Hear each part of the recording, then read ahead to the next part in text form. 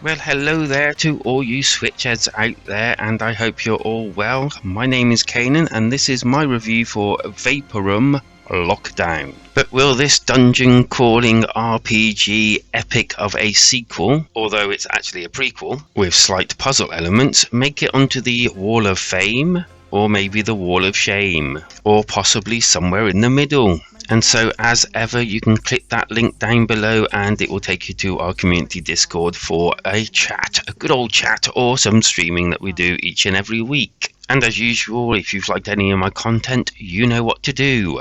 Gameplay. Okay, so I'm firstly a great lover of the games like Dungeon Master, the old school dungeon crawler games, and I absolutely loved them when I was younger. So Vapor and the Lockdown coming out was something I really wanted to play and obviously review to see whether it's actually any good. Now things have come on slightly for dungeon crawlers since I used to play Dungeon Master. I mean, there's a lot more to them nowadays.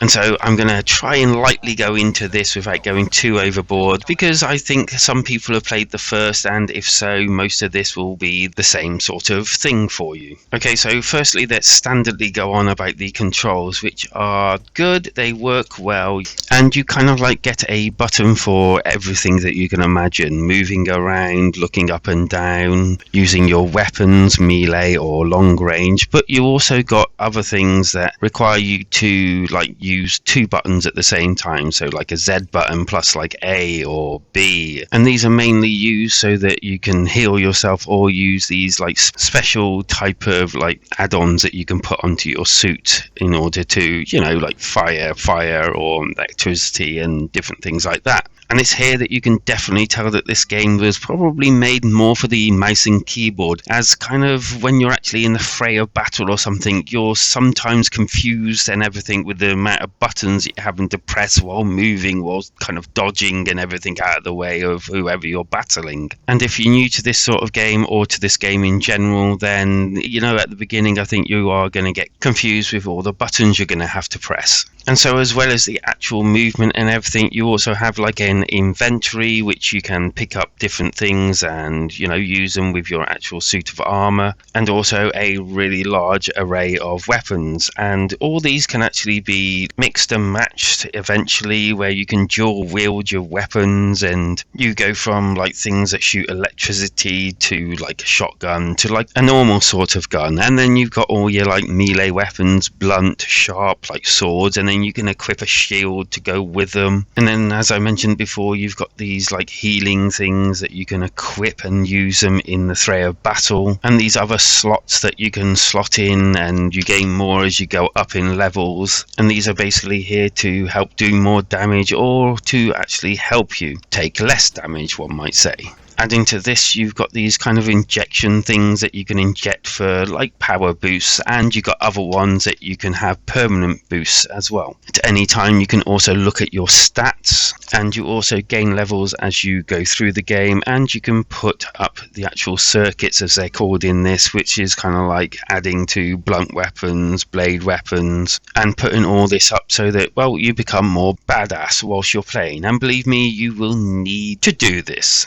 And each level that you go up, you get an extra circuit point to add to one of these slots to put up your rig, as they call them in the game. And lastly, on this list there are notes, and basically as you're going along you pick up these notes, and they either give you clues, help, or general information about what you're picking up. The story to the game is pretty decent, and I did actually, it shocked me when I actually reached a certain point. You see, you actually think that you've started the story and you're going along the line, which you kind of have, but it turns out that the actual beginning of the game is more like a tutorial, a rather clever little tutorial, I may say. And the actual rig or armor that you're actually wearing at the start, when the actual shit goes down and things get serious, you end up trading in for a better one. And there are several that you can choose from, as you can see. But you can only choose one, and it tells you when you've actually chosen it, that is it. You cannot go go back on your decision later on down the line. So please choose wisely. Think about the style of gameplay that you actually want out of this, whether you want to go in all guns blazing, or whether you actually want to try and think your way out, or trying to protect yourself from like gases and poison things and all. There is a whole array of different like styles that can be taken from these armor. And with that, I would imagine that you could probably replay the game in different armor for a slightly different experience, maybe. And amazingly, and I find this really, really cool, when you actually trade your armor up from the crap armor that you start with, and yes, I'm fully aware that I keep calling it armor, but they're like rig type things, I felt a noticeable difference in the movement. It was quicker, less like cumbersome and everything, which I thought was really, really cool. And I'm saying this as if to say, hopefully that's not my imagination that happened, or it was subliminary that it happened in my own head, but I did actually feel like it was different. You will meet a whole array of bad guys, mechanical things that you meet. Some look like spiders, some look like generators that pulsate like electricity out to you, and some that look like something you'd probably find on some other planet, from some sci-fi movie. And I find it a good variety of creatures, and you've also got your two-legged, two-armed type creature as well. And then you get all the traps in the game, spikes down holes if you drop down them, fire pits that you have to like traverse, and more. And even like the puzzles incorporate all these different elements within it as well. And there are quite a few puzzles in this game to boot.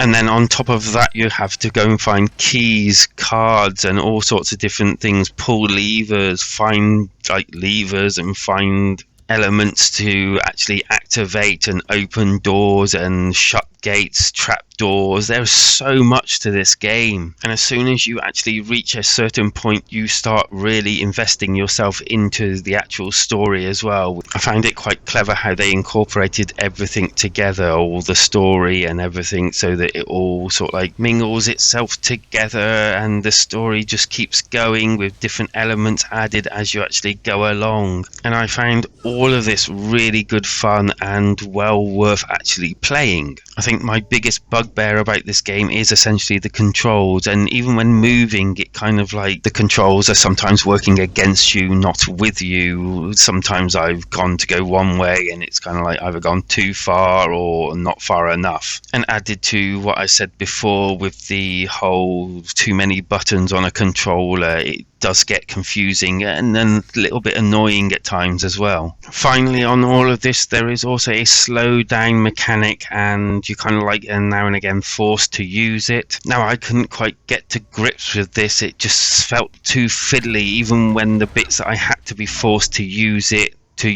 so I kind of like bare minimally used it whenever I had to, but never really went out of my way to use it any other time. Graphically, this is a very dark but really nice looking game, or at least I found it really nice looking. I had very little slowdown, with a couple of frame rate issues here and there, but nothing really to write home about. It seemed to, for me, run quite nicely on the actual Nintendo Switch. When I put it on my TV, it was a little bit dark. I tried to change that. It kind of worked, but my default was handheld. It worked a lot better visually for me. As for the sound, it was very eerie. It's got a lovely way of like making you kind of like feel uneasy within yourself whilst you're actually playing it. I found all the other sounds, like the creatures or yourself moving about or playing with locks and everything, pretty well seemed crystal clear to me, and it was kind of a joy to actually listen to. But the biggest hallelujah type thing that I found in this game was the whole thing was voiced. Hallelujah.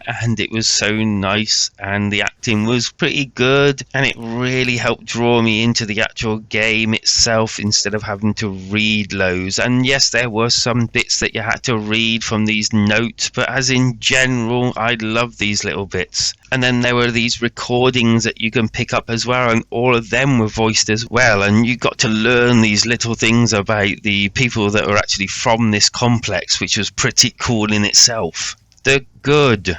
It was all voiced. Hallelujah. The game had autosave, but you could also save it yourself, and you'll want to be doing that a lot. the story is actually pretty decent, and the fact that you get to pick your actual armor or rig is pretty cool as well. I like the kind of RPG element to it as well, that you go up levels and you can like augment your actual rig in different ways how you actually want to play the game. The bad. Unfortunately, the bad is mainly the controls. It is so fiddly at times, especially when you're actually desperately trying to defeat or get away from something. The score. And I'm going to say straight away, this is a 4 out of 5 game instantly. It is brilliant. Unfortunately, those controls let it down slightly, and I think if they were any better, this would definitely be a 5 out of 5 game. So if you're into this sort of thing, I would definitely recommend it. And don't forget, this is all my own personal views about this game. And as for my alternative, well, it could only be Vaporum, the first one. And if they can make a, well, this is a prequel, but if they can make a prequel stroke sequel to the first one as good as this, then obviously the first one must be just as good, or at least one would hope so, wouldn't you? And if you've played the first one, you probably definitely want to play this one, so yeah, what are you waiting for? And with that, if you've played either of them,